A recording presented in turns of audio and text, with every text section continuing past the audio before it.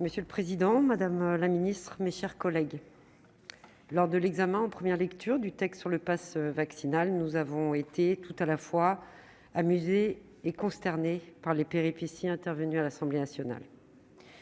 Notre chambre a, quant à elle, terminé avec sérieux l'examen du projet de loi à une heure tardive dans la nuit de mercredi à jeudi.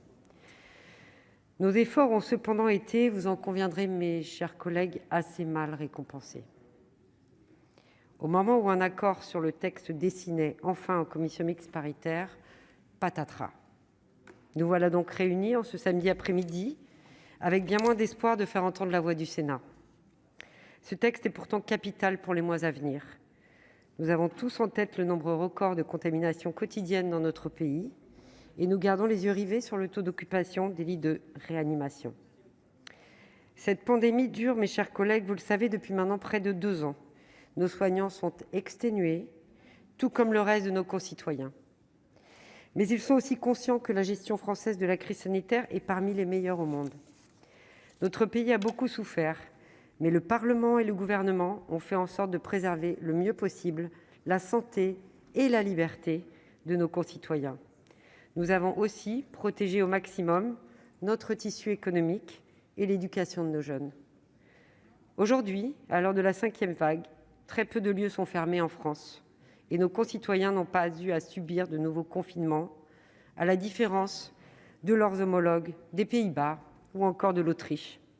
Même si la vigilance reste de mise, nous devons cette situation favorable à un miracle, le vaccin. Rien ne permettait de penser qu'il serait mis au point aussi rapidement et rien non plus ne garantissait que nous y aurions massivement accès. Aujourd'hui, nous pouvons cependant nous réjouir d'être l'un des pays les plus vaccinés d'Europe, l'un des plus vaccinés au monde. Beaucoup nous envient. Je pense aux Russes qui viennent en Europe se faire injecter un vaccin fiable. Nous avons la chance d'avoir à notre disposition, en quantité suffisante, des doses de vaccins efficaces et sûres, dont le coût est pris en charge par l'État. La grande majorité de nos concitoyens ont saisi cette opportunité et se sont fait vacciner sans y être contraints. Pour eux-mêmes, pour leurs proches, pour leurs concitoyens, et pour les soignants, et pour les enseignants, etc., qui veillent sur eux. Je veux saluer le sens des responsabilités dont nos compatriotes ont fait preuve depuis le début de cette crise. Malheureusement, certains, bien qu'éligibles à la vaccination, ont fait un autre choix. Pour des motifs qui leur appartiennent, ils persistent à refuser de se faire vacciner. Ce faisant, ils ne mettent pas seulement en péril leur propre santé, ils menacent également celle des autres. Depuis trop longtemps, nos services de santé sont contraints de déprogrammer des soins.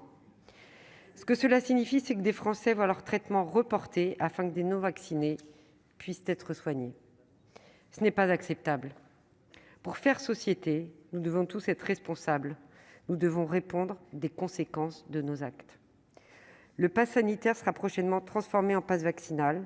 L'objectif est d'éviter la contamination de ceux de nos concitoyens qui n'ont pas d'anticorps, à la fois pour préserver leur propre santé, mais aussi pour limiter, autant que possible, la saturation des services de réanimation. Cette mesure ne fait pas l'unanimité au sein de la société, mais je pense qu'elle divise beaucoup moins qu'on ne le croit.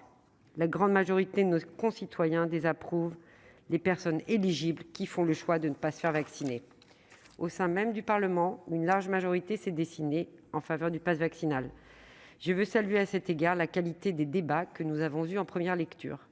Je regrette que le texte ne soit pas déjà adopté, que nous ayons été stoppés au milieu du gué. Mon groupe, Les Indépendants, est favorable au pass vaccinal et nous voterons unanimement pour ce projet de loi. Je vous remercie de votre attention. Merci, cher collègue. La parole est maintenant à Monsieur Stéphane Le Rudulier.